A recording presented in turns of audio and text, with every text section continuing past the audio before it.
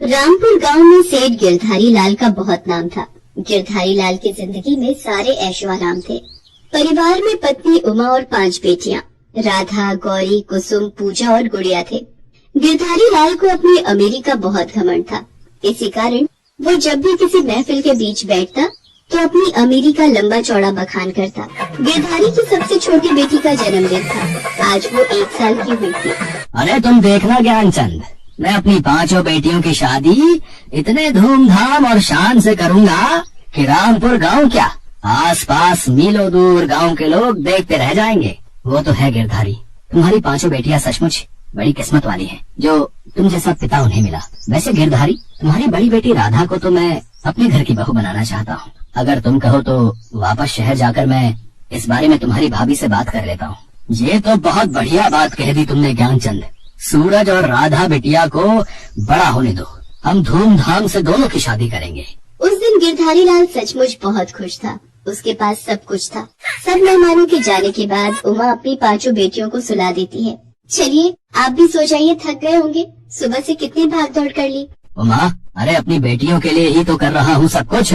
वैसे ज्ञानचंद ठीक कह रहा था, हमारी 5 बेटियां सचमुच बड़ी नसीब वाली हैं। उमा, हम अपनी बेटियों को खूब अच्छे से पाल पोस कर बड़ा करेंगे, फिर बड़े बड़े अमीर खानदान हमारी बेटियों के लिए रिश्ता मांगेंगे। तुम देखना, आसपास के गांव ही नहीं, शहर से भी बड़े बड़े रिश्ते हमारी बेटियों के लिए आएंगे।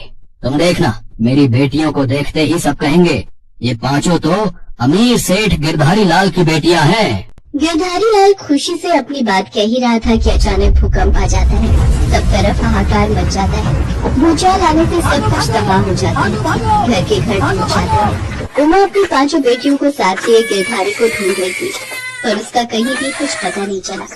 वो रोती बिलखती गांव के पास बने टेंट में पहुंचती है। भैया, आपने कहीं मेरे पति को देखा है? आप जानते होंगे सेठ गिरधारी लाल, वो मेरे पति है। बहन, मैंने देखा था, तुम्हारे पति के ऊपर लोहे का एक खंभा गिरा था। शायद वो अब इस दुनिया में नहीं है। हे भगवान, ऐसा नहीं हो सकता। मैं अपनी 5 बेटियों को लेकर कहाँ जाऊंगी? मैं यहाँ पर किसी को भी नहीं जानती हूँ। उमा अपनी 5 बेटियों को लिए टेंट में कुछ दिन रहती है, पर उसके बाद सब वापस अपने अपने घर लौटने लगते हैं। उमा का तो कोई घर ही नहीं था। वो शहर की बस में बैठ जाती है और शहर पहुँच जाती है। माँ, हम सबको बहुत भूख लगी है, कुछ भी खाने का ले लो, कल से हमने कुछ भी नहीं खाया है। हाँ हाँ राधा बेटिया, तू यहाँ पेड़ के नीचे इन चारों को लेकर बैठ, मैं अभी थोड़ी देर में कुछ खाने को लेकर आती हूँ। इन सोने की चूड़ियों को बेचकर कुछ पैसे मिल जाएंगे, कुछ दिन गुजारा चल जाएगा, फिर मैं कोई काम ढूंढ लूंगी। उमा शहर में बनी एक सुनार की दुकान पर जाती है और अपनी सोने की चूड़ियाँ बेचती है। 40,000 रुपए मिल जाएंगे इन चूड़ियों के। हाँ हाँ दे दीजिए, मैं इन पैसों से कोई काम शुरू कर लूंगी। पहले सबके लिए कुछ खाने को ले जाती हूँ। उमा सड़क पर अभी रुपए गिन ही रही थी कि तभी एक चोर उसके हाथ से सारे रुपए छीन कर भाग जाता है। चोर चोर, कोई पकड़ो, मेरे रुपए लेकर भाग रहा है, कोई मदद करो। उमा चीखती चिल्लाती रही, पर किसी ने भी उसकी आवाज पर ध्यान नहीं दिया। चोर उमा के हाथ से सारे रुपए लेकर भाग गया। उमा के हाथ खाली हो गए, उसके पास कुछ भी नहीं बचा था। वो खाली हाथ ही बच्चों के पास वापस लौट आती है। माँ, क्या हुआ? तुम कुछ खाने को नहीं लाई? माँ, तुम रो क्यों रही हो? चोर सारे रुपए छीन कर भाग गया राधा, अब हम क्या करेंगे? तू तो समझदार है, पर ये चारों भी बहुत छोटी है।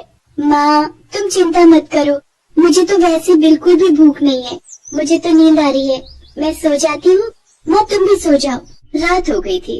उमा अपनी बेटियों को लेकर उसी पेड़ के नीचे सो जाती है। अगली सुबह उमा देखती है कि राधा पेड़ के नीचे नहीं सो रही। वो अपनी चारों बेटियों को उठाती है और उनसे पूछती है, गौरी, पूजा, कुसुम, गुड़िया बेटा उठो, उठो तो, राधा कहीं दिखाई नहीं दे रही, तुम्हें बता कर गई है क्या? नहीं माँ, वो हम में से तो किसी को नहीं कह कर गई, हम तो सो रहे थे। राधा कहाँ चली गई बिटिया? तुम बैठो, मैं उसे ढूंढती हूँ। राधा अपनी माँ और बहनों के लिए कुछ खाने का ढूंढने गई थी। वो समझदार थी और वो सारी परेशानी को समझ रही थी। राधा एक चाय के होटल पर जाती है और भैया से कुछ ब्रेड के पीस मांगती है। चाचा, मुझे डबल रोटी दे दो, मेरी माँ और बहनें भूखी हैं, तुम्हारी बड़ी मेहरबानी होगी। बिना पैसों के यहाँ कुछ नहीं मिलता, ये शहर है बेटिया, यहाँ काम के बदले खाना मिलता है, समझ रही हो? चाचा, कोई काम बता दो, फिर मैं काम करके आपसे डबल रोटी के पीस लूंगी। अच्छा तो एक काम कर, बर्तन पड़े हैं वो धो ले और अच्छे से धोना, तभी तुझे डबल रोटी दूंगा, नहीं तो नहीं मिलेगी। ठीक है चाचा, मैं अभी बर्तन कर देती हूँ। राधा चाय के होटल पर रखे ढेर सारे बर्तन धोने लगती है। इतनी देर में उमा भी वहाँ आ जाती है और वो राधा का हाथ रोक देती है। राधा, ये क्या कर रही है? तू झूठे बर्तन साफ कर रही है और तू मुझे बताकर भी नहीं आई। मैं कितना परेशान हो गई थी। माँ, गौरी पूजा कुसुम गुड़िया को भूख लगी थी। मैंने सोचा कि यहाँ से कुछ खाने का ले लेती हूँ। तुम्हें पता है, मैं जब ये सारे बर्तन कर लूंगी तो मुझे बदले में डबल रोटी मिलेगी। फिर आप सब पेट भर कर खा सकते हैं। हे भगवान, मैंने अपनी बेटियों का ऐसा नसीब नहीं सोचा था। क्या से क्या हो गया, सब कुछ खत्म हो गया।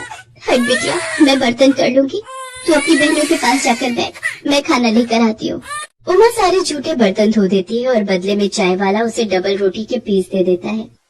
उमा अपनी बेटियों को लेकर ऐसे ही दर दर भटक रही थी। चलते चलते एक दोपहर उमा सड़क पर बेहोश हो जाती है। तभी वहाँ से एक औरत गुजर रही होती है। राधा उसके पास गई और विनती करने लगी, हमारी मदद करो, हमारी माँ बेहोश हो गई है। घबराओ नहीं बेटा, मैं अभी देखती हूँ। ड्राइवर, जरा देखो क्या हुआ है। मैडम, लगता है गर्मी से बेहोश हो गई है, इन्हें हॉस्पिटल ले जाना पड़ेगा। बच्चों, तुम मेरी गाड़ी में बैठो, मैं तुम्हारी माँ को हॉस्पिटल ले चलती हूँ। वो औरत एक एनजीओ चलाती थी जहाँ पर वो गरीब और बेसहारा लोगों को पनाह देती थी। उस औरत की मेहरबानी से उमा और उसकी बेटियों को रहने की जगह मिल जाती है। आपका बहुत बहुत शुक्रिया, आपने मेरी इतनी मदद की। मैं यहाँ रहकर अपनी बेटियों को पाल पोस कर बड़ा कर सकती हूँ। हाँ, हमारा एनजीओ तुम्हारे जैसे बेसहारा औरतों के लिए खुला है। तुम्हारी बेटियाँ यहाँ पर रहकर पढ़ लिख कर अपने पैरों पर खड़ी होंगी। अब तुम आराम से यहाँ रह सकती हो। तुम्हें यहाँ रोजगार भी मिलेगा। यहाँ पर सिलाई कढ़ाई बुनाई अचार पापड़ और कई तरह के रोजगार से तुम पैसे कमा सकती हो और उन पैसों से अपनी बेटियों को पाल पोस कर बड़ा भी कर सकती हो। गिरधारी लाल और उमा की पांचों बेटियों का नसीब उन्हें कहां से कहां ले आया था। जिन बेटियों को राज सुख मिलने का सपना गिरधारी लाल ने सोचा था, आज उसकी वही बेटियां अपनी माँ के साथ एक एनजीओ में रह रही थी। धीरे धीरे समय ने करवट बदली और वक्त 15 साल आगे निकल गया। उमा की पांचों बेटियां बड़ी हो गई और अच्छी नौकरी पर लग गई। उमा अपनी पांचों बेटियों के साथ एक नए घर में रहती थी। एक दिन जब वो घर लौट रही थी, अचानक उसकी मुलाकात ज्ञानचंद से हो गई। ज्ञानचंद को लगा कि भूकंप के मलबे में गिरधारी का सारा परिवार खत्म हो गया, पर अपने सामने उमा को देखकर ज्ञानचंद की आंखों में आंसू आ गए। वो गिरधारी से बचपन में किया हुआ वादा निभाना चाहता था, इसलिए उसने राधा का हाथ अपने बेटे सूरज के लिए मांगा। गिरधारी लाल से किए वादे को पूरा करने के लिए ज्ञानचंद और उमा राधा और सूरज की शादी तय कर देते हैं। मंडप सजा हुआ था। उमा गिरधारी लाल को याद कर रही थी। भाभी, क्या हुआ? गिरधारी को याद कर रही हो? हाँ भैया, आज वो साथ होते तो अपनी बेटी की शादी अपने दोस्त के बेटे से होते देख बहुत खुश होते। भाई साहब, ये फूल माला की टोकरी रखवा लेते, मुझे लाला जी ने भेजा है। ये तो इनकी आवाज है। आप इस हालत में, आप जिंदा हो जी? गिरधारी, तू जिंदा है? तो इस हालत में? उमा, ज्ञानचंद, उमा तुम जिंदा हो?